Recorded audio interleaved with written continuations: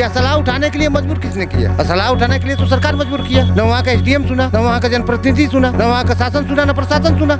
तो क्या ऐसे कंडीशन में हर वो व्यक्ति असला उठा ले जिसकी सुनवाई नहीं हो रही है? कि अगर किसी के बच्चे को, हमारे ही बच्चे को आप चारों तरफ से घेर के और उसको गोली मारने का प्रयास करेंगे तो वो भी गोली चलाएगा। कुछ दिनों के बाद अगर सरकार की स्थिति रह गई, ये सरकार रह गई, तो कुछ दिनों के बाद हर व्यक्ति को असला उठाना मजबूरी हो जाएगी। जितने लोग शहीद की दर्जे की मांग कर रहे हैं, क्या अपने अपने बच्चों को वही काम करवाएंगे जो भरत तिवारी ने किया? जब यादव समाज के किसी व्यक्ति का, लड़के का एनकाउंटर होता है तो ब्राह्मण समाज के लोग आवाज़ नहीं उठाते हैं। आज एक तिवारी का एनकाउंटर हुआ है तो ब्राह्मण बिल्कुल आगे हैं और पीछे से यादव समाज के भी लोग इसमें समर्थन दे रहे हैं। अब लोग ट्रोल कर रहे हैं कि जब यादवों के साथ ऐसे कांड होते हैं तो यही खेसारी लाल यादव नहीं जाते हैं और ब्राह्मणों के साथ हुआ तो वहाँ जाते हैं। क्या कहेंगे?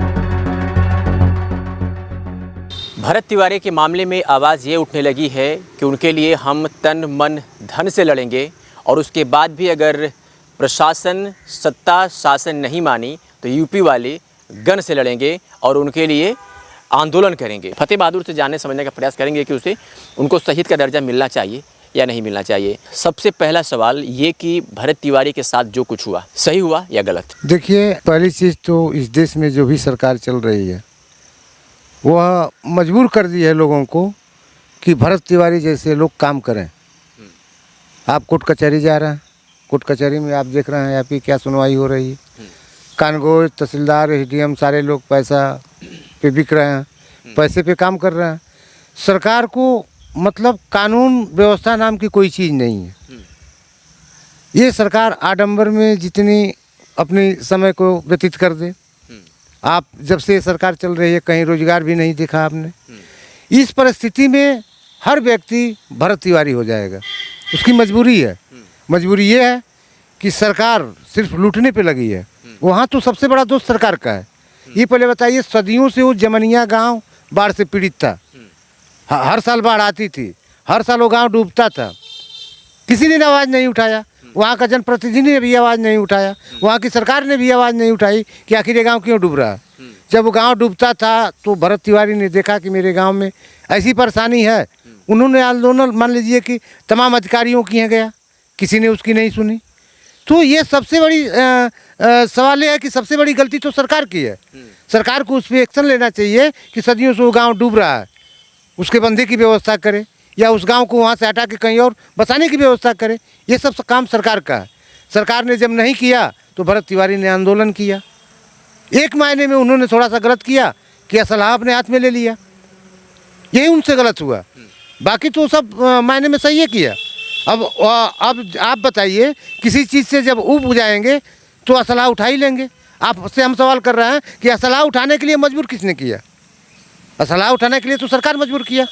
न वहाँ का एसडीएम सुना, न वहाँ का जनप्रतिनिधि सुना, न वहाँ का शासन सुना, न प्रशासन सुना। तो क्या ऐसी कंडीशन में हर वो व्यक्ति असला उठा ले जिसकी सुनवाई नहीं हो रही है? देखिए, सरकार जो आज देश की स्थिति है, जो आज देश का व्यवस्था चल रही है, इसमें आपसे हम सवाल कर रहे हैं भैया कि आप भी जरा एक नज़र डाल के देख लीजिए कि उस परिस्थिति में हर व्यक्ति कुछ दिनों के बाद, अगर ये सरकार की स्थिति रह गई, ये सरकार रह गई, तो कुछ दिनों के बाद हर व्यक्ति को असलाह उठाना मजबूरी हो जाएगी। इसलिए कि तहसील में उसको लात मारा जाएगा, उसका काम नहीं किया जाएगा, तो हर परिस्थिति में असलाह उठाना पड़ेगा। और नहीं तो जनता को रोड पे आके अपने देश के संविधान को समझना पड़ेगा, अपने देश के कायदे कानून को समझना पड़ेगा, और तब अधिकारियों से जनता लड़ पाएगी, वरना हथियार उठाना पड़ेगा। एसडीएम को मारने की धमकी दे रहे थे भरत तिवारी। जो वहाँ के मुख्यमंत्री सम्राट चौधरी हैं उनको भी मारने की धमकी दे रहे थे। दरोगा के सामने उनकी पिस्टल लहराते हुए वीडियो वायरल हुई है सोशल मीडिया पर। तो ये सब भरत तिवारी जो कर रहे थे, क्या सही कर रहे थे? भरत तिवारी सारी चीज़ें कर रहे थे, तो क्या सरकार बैठी थी, अंधी थी? जब सम्राट को, उप मुख्यमंत्री को उन्होंने धमकी दिया तो क्या प्रशासन उस समय सो रहा था? प्रशासन क्यों नहीं उनको उठा के बंद किया? प्रशासन क्यों नहीं उनको उठा के बंद किया? और क्यों नहीं सरकार के लोगों ने पूछा, जनप्रतिनिधियों ने क्यों नहीं पूछा कि आखिर इनकी समस्या क्या है, ऐसे आंदोलन क्यों कर रहे हैं? सरकार ने कभी पूछा? शासन प्रशासन के लोगों ने कभी पूछा? कभी नहीं पूछा। कह तो रहे हैं कि वहाँ पर उनकी मांगों को ध्यान में रखा जा रहा था, लेकिन अचानक यूँ थोड़े इतना जल्दी समय में, इतना कम समय में कैसे उनकी समस्याएं सुनी जा रही है? अगर उनके मांगों को ध्यान में रखा जा रहा था, उनके मांगों को सरकार मानने को अगर तैयार थी, तो ऐसा हुआ ही नहीं होता। वो तो गांव सदियों से डूब रहा था जमनिया, कोई आज पहले साल थोड़े डूबने जा रहा था वो, या उसका आंदोलन भी कई वर्षों से चल रहा था। उसका आंदोलन तो आप भी पेपर और उसमें तमाम यूट्यूब पर देखे होंगे कि उसका आंदोलन बहुत दिनों से चल रहा था। और वास्तव में सम्राट चौधरी गुंडा थे, चाहे बदमाश थे, इनकाउंटर प्रशासन ने कर दिया। तो अगर गुंडा बदमाश थे तो उनका रिकॉर्ड तो उसके पहले रहा होगा। तो रिकॉर्ड तो है ना, कई बार जांच करके क्यों नहीं सरकार उनको बंद कर दी? आखिर इस हद तक कैसे पहुंच गए भरत तिवारी?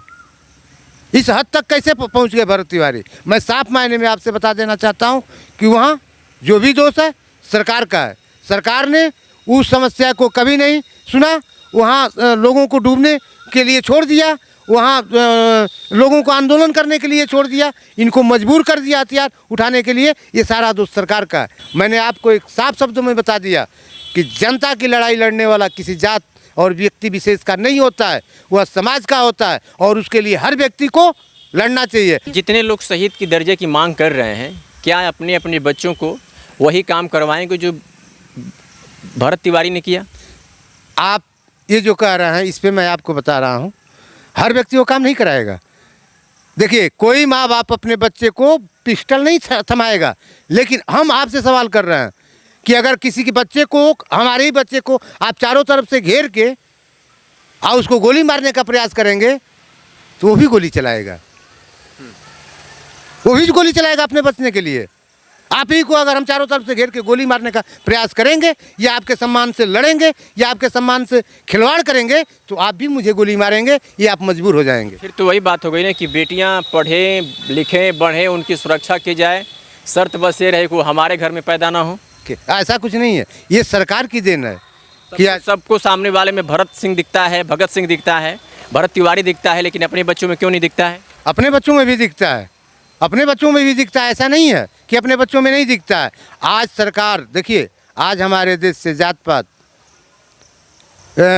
ये सारी व्यवस्थाएं, छुआछूत, आडंबर, ये सारी चीज़ें हट जाएं तो हमारा देश आज भी सोने की चिड़िया होगा। सोशल मीडिया पर कुछ लोग सवाल उठा रहे हैं कि जब यादव समाज के किसी व्यक्ति का, लड़के का इनकाउंटर होता है तो ब्राह्मण समाज के लोग आवाज़ नहीं उठाते हैं। आज एक तिवारी का इनकाउंटर हुआ है तो ब्राह्मण बिल्कुल आगे हैं, और पीछे से यादव समाज के भी लोग इसमें समर्थन दे रहे हैं। जब यादवों की बात आती है तो ये ब्राह्मण समाज कहाँ जाता है? क्या मानते हैं इसको? देखिए, ऐसा है कि ये तो जो लोग कह रहे हैं गलत कह रहे हैं। देखिए, मैंने अभी साफ शब्दों में मैंने आपसे बता दिया था कि आंदोलन करने वाला, जन की समस्या को लड़ने वाला, वो किसी जात का नहीं होता है, पहली चीज़। और दूसरी चीज़ कि जन की समस्या को भरत तिवारी ने आग दिया है, इसलिए सभी लोग उनके साथ हैं। जिनके साथ, जैसे मैं आपने अभी ऑब्जेक्शन लगाया कि यादव के साथ होता है तो ब्राह्मण साथ नहीं देता। देखिए, आप मानते हैं इस बात को? नहीं, हम इस बात को नहीं मानते हैं। देता है भाई। जो एक आंदोलन बता दीजिए, कई ऐसे एनकाउंटर हुए जिसे लोगों ने फर्जी बताया लेकिन किसी ने आवाज़ नहीं उठाया। कोई देखिए, किसी भी यादव का भी काउंटर हुआ है तो जो सामाजिक ब्राह्मण है, जो समाज में रहा है, जो पढ़ा लिखा ब्राह्मण है, चाहे वो किसी भी जात का हो पढ़ा लिखा, वह उसका विरोध किया है। खेसारी लाल यादव भरत तिवारी की माता जी को आर्थिक मदद किया है पैसों से लेकर के, हालांकि वो ले नहीं रही थी। अब लोग ट्रोल कर रहे हैं कि जब यादवों के साथ ऐसे कांड होते हैं तो यही खेसारी लाल यादव नहीं जाते हैं, और ब्राह्मणों के साथ हुआ तो वहाँ जाते हैं। क्या कहेंगे? ये हमारे देश की, मैंने बताया ना कि हमारे देश में जो है नेता बनाने वाली कंपनी भ्रष्ट हो गई है। हमारे देश में जैसे नेता को पैदा किया जाता है सदन में भेजने के लिए कि वो जाएगा तो नियम कायदा कानून कायदे से बनाएगा, वह कंपनी भ्रष्ट हो गई है। अब कंपनी जब तक ठीक नहीं होगी, हमारे देश की स्थिति यही रहेगी। कंपनी का मतलब जनता। अब ये जनता तय करे कि हम सदन में गुंडा भेज रहे हैं कि अपने विकास के कार्यों के लिए भेज रहे हैं, ये तो जनता तय कर रही है। खेसारी लाल यादव पर आप क्या कहेंगे कि वहाँ पर पहुँचे थे, बाकी जगह नहीं पहुँचते हैं? भाई, उनको तो हर जगह जाना चाहिए। जहाँ भी अगर इस तरह का कोई जन प्रतिनिधि की हत्या होती है तो हर जगह जाना चाहिए, हर जगह पैसा देना चाहिए। उनके पास भगवान ने दिया है, तो वहाँ क्यों पहुँच गए, आपकी कुछ जानकारी है? हैं? वहाँ क्यों पहुँच भाई उनके प्रांत का मामला है, पहुंच गए होंगे। हो सकता है अगले अगले प्रांत में उनको टाइम ना मिला हो।